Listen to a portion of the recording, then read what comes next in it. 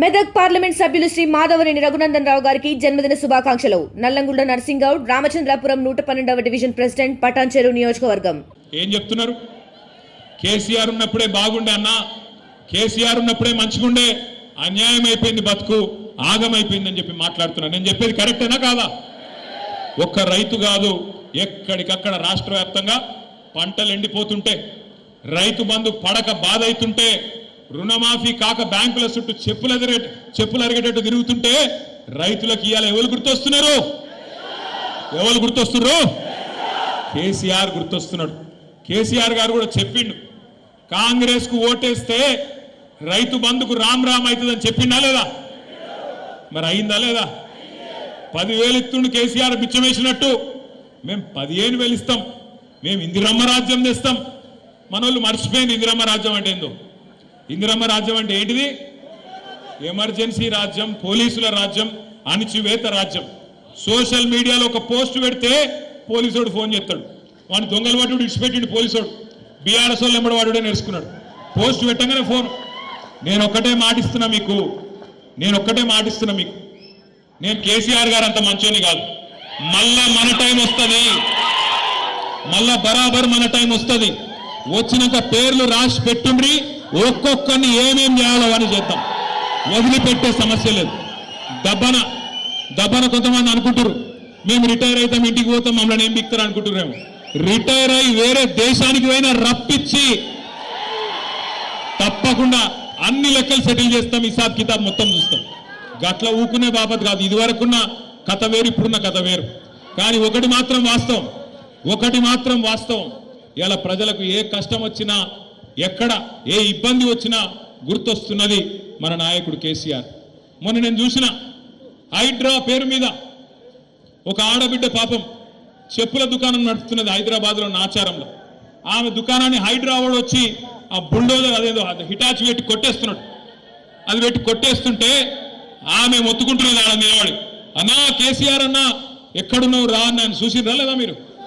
అగో ఇలా రాష్ట్రంలో ఎవలకు ఏ కష్టం వచ్చినా ఆటో డ్రైవర్లు తమ ఆటోలు వెనుక రాసుకుంటున్నారు, అన్నా తప్పైపోయింది, అన్యాయం అయిపోయినాం, ఆగమైపోయినాం, కేసీఆర్ గారు ఎక్కడ ఉన్నావు అని ఆటో డ్రైవర్లు యాద్ చేసుకుంటాను, ఉద్యోగులు యాద్ చేసుకుంటాను. 73% జీతం పెంచిండు కేసీఆర్. మమ్మల్ని కడుపులో పెట్టుకొని చూసుకున్నాడు కేసీఆర్. మాకు స్పెషల్ ఇంక్రిమెంట్ ఇచ్చిండు కేసీఆర్. కానీ ఇవాళ ఈ ప్రభుత్వాన్ని నమ్మితే 5 డిఏలు బాకీ ఉన్నాయి. కేసీఆర్ ఇచ్చిన పిఆర్సీ నడుస్తున్నది. 1వ తారీఖు జీతం ఇచ్చుడే ఎక్కువ, మీకు మీరికెళ్ళి ఏమి ఇవ్వాలని చెప్పి ముఖ్యమంత్రి మాట్లాడే పరిస్థితి.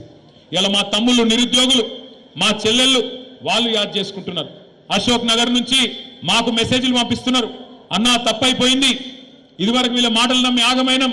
అశోక్ నగర్కు రాహుల్ గాంధీ వచ్చి సంవత్సరంలో 2 లక్షల ఉద్యోగాలు ఇస్తా అంటే నమ్మినాం, కానీ మోసం జరిగిందన్నా.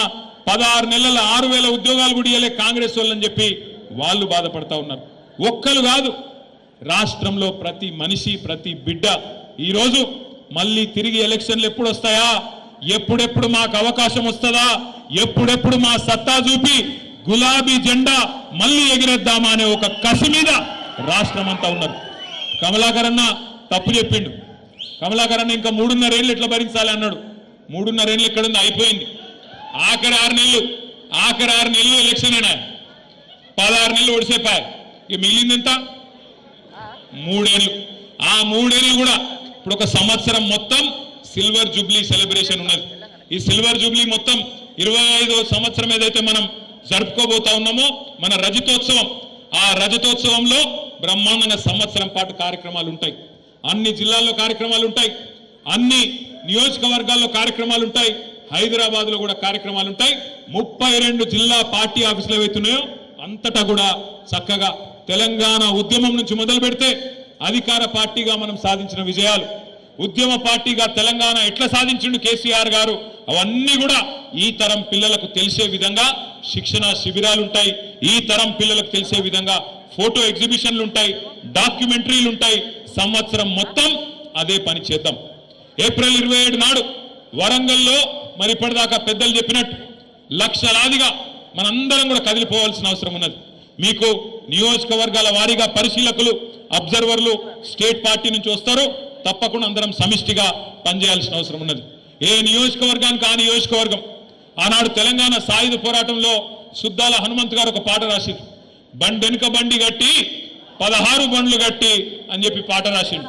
అట్లే ఏ బండి దొరికితే గా బండి వేసుకొని ఎక్కడోళ్ళు అక్కడ మనం ప్రతి గ్రామం నుంచి టీఆర్ఎస్ కార్యకర్త అనే ప్రతి సోదరుడు ప్రతి సోదరి ఖచ్చితంగా ఏప్రిల్ 27 నాడు ఎట్లా దొరికితే గట్లా ఎండు ఉంది కదా సరటి కూడా బయలుదేరదాం నడవదు. ఎక్కడికక్కడ జామ్ అవుతుంది.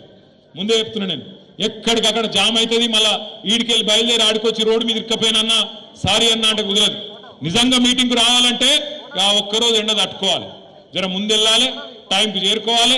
ఖచ్చితంగా కార్యక్రమం దేశం మొత్తం నివ్వెరపోయే విధంగా లక్షలాది మందితోని మన పార్టీ పని అయిపోయిందని మాట్లాడే సన్నాసుల నోర్లు మూతబడే విధంగా అద్భుతంగా కార్యక్రమాన్ని విజయవంతం చేసుకుందాం. ప్రతి నియోజకవర్గానికి పార్టీ నుంచి రాష్ట్ర పార్టీ నుంచి మీకు పరిశీలకులు వస్తారు, సమన్వయకర్తలు వస్తారు. ఏ నియోజకవర్గం యొక్క టార్గెట్ ఏంది, ఎట్లెట్లా బండ్లు ఇంతజాం చేసుకోవాలి, ఏం చేసుకోవాలి, ఇవన్నీ కూడా మీకు చెప్పడం జరుగుతుంది. ఇవాళ కేవలం ముఖ్యులతోని 4 మాటలు పంచుకుందామన్న ఉద్దేశంతో ఇక్కడికి వచ్చినాం. మీ అందరూ నిన్న కూడా చూసింటారు. ప్రపంచంలో ఏ మూల ఏ క్షణం ఏం జరుగుతుందో వేగంగా తెలుసుకోవడానికి తొలి వెలుగు వాట్సాప్ ఛానల్ని ఫాలో చేయండి.